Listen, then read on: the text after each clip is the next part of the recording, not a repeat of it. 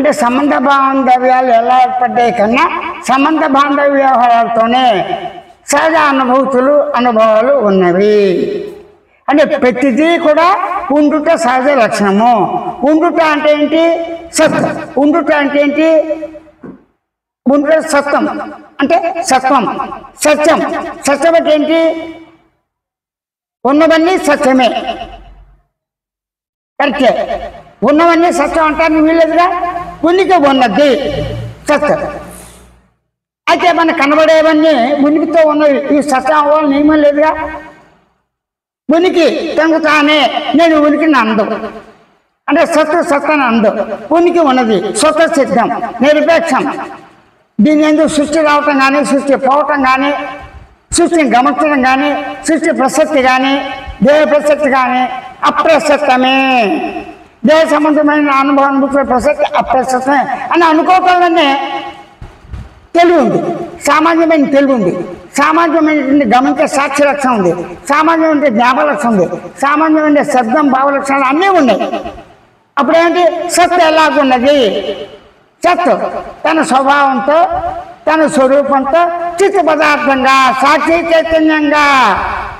ఇది ఆత్మ. సాక్షి చైతన్యమే ఆత్మ. ఆ సాక్షి చైతన్యంగా 3 కాలాల 3 అవస్థలను, జాగ్రత్త నిద్రావస్థలను సాక్షి చైతన్యం ఉన్నది అని మెలకువలోనే, వర్తమానంలోనే, రేపు, నిన్న, ఇవాళ ఈ 3 కూడా నేను ఉన్నాను, నేను ఉన్నాను. నేను పదం గతం అయిపోయింది. అంటే భూతకాలం అంటున్నప్పుడు వర్తమాన కాలం. మళ్ళీ ఏమవుతుంది? రేపటి గురించి ఆలోచిస్తాం. ఈ ఆలోచన అంటే 3 కాలాల 3 అవస్థల్లో కూడా నేను ఉన్నాను అనటానికి నేను పదం ఉంది కదా. ఆ ఉనికి మాట్లాడదు కదా. ఉనికి తాను ఉనికిని గుర్తించి గమనించి తెలుసుకోవటం అనేది కుదరదు, లేదు.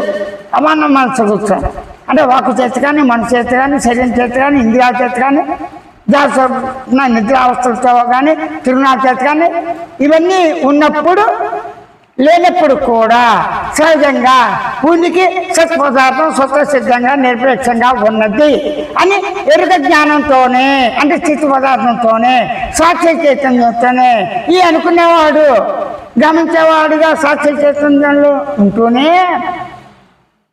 తనకు తానే గుర్తించి గమనించే లక్షణాలతోనే తాను ఈ అనుభవాన్ని కూడా సంబంధ బాంధవ్యాలతో సహజంగా ఉన్నాయి కనుక అట్లా ఉండటమే సహజం.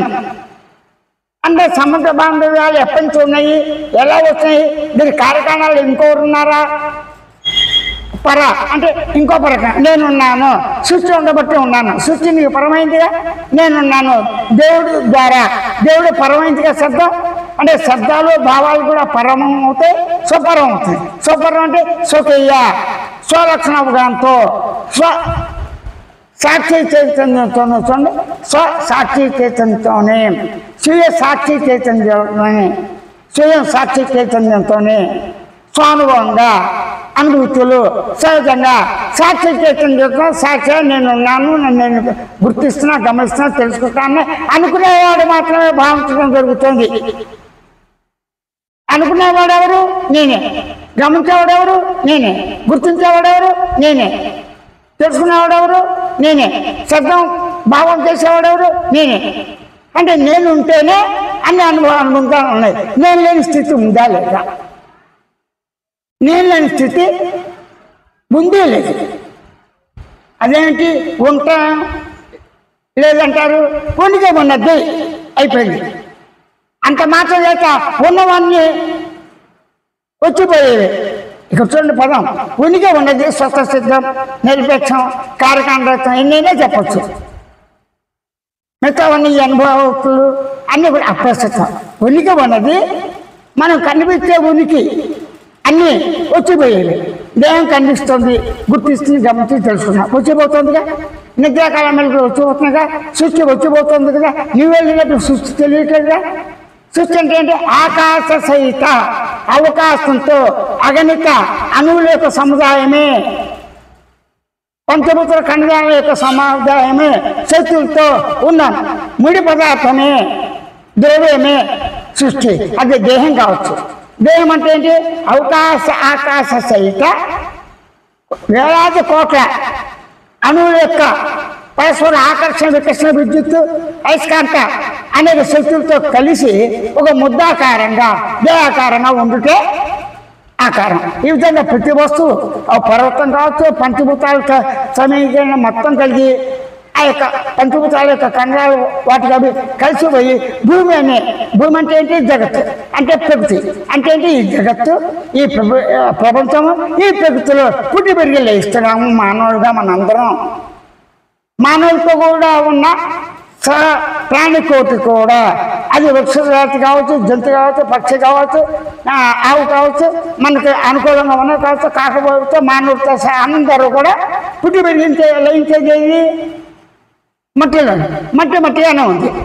మట్టితో అన్ని సముదాయంతో ఏర్పడిన లోహాలు మట్టిలో ఉంచి ఇత్తడి, బంగారం, అపరకం రకరకాలు వస్తున్నాయి కదా. మరి వృక్షాలు పుడుతున్నాయి కదా, ఇవన్నీ వచ్చిపోతున్నాయి కదా. సూర్యుడు, చంద్రుడు ఇవన్నీ వచ్చిపోతున్నాయి కదా. కాబట్టి ఇవన్నీ వచ్చిపోయాయి కాబట్టి వచ్చిపోయేవన్నీ మునికులుగా ఉన్నవి కావు. ఎందుకు వచ్చిపోతున్నాయి? కాబట్టి స్థిరమైన సత్ పదార్థం కాదు, శాస్త్రమైన సత్ పదార్థం కాదు. సత్ పదార్థాన్ని ఉన్నది ఉన్నట్లుగా గ్రహించడానికి చిత్ పదార్థ సంబంధ బాంధవ్యం ఉంది. ఇక్కడ చిత్ పదార్థం వేరుగా లేదు కాబట్టి సంబంధ బాంధవ్యం అనరాదు. అంటే సత్య చిత్తు, చిత్తే సత్తు, సత్య చిత్తే ఆంతలక్షంతో, అనుభవంతో, అనుభూతిగా, మౌనంతో, పరిపూర్ణంతో, స్వేచ్ఛగా ఉన్నాను అని నేను శబ్దంతోనే తాను గుర్తించి గమనించి తెలుసుకోవటానికి సంపూర్ణంగా సహజంగా ప్రతి వారికి స్వాను ఉంది కదా. ఆ విధంగా ఉండుటే చాలును.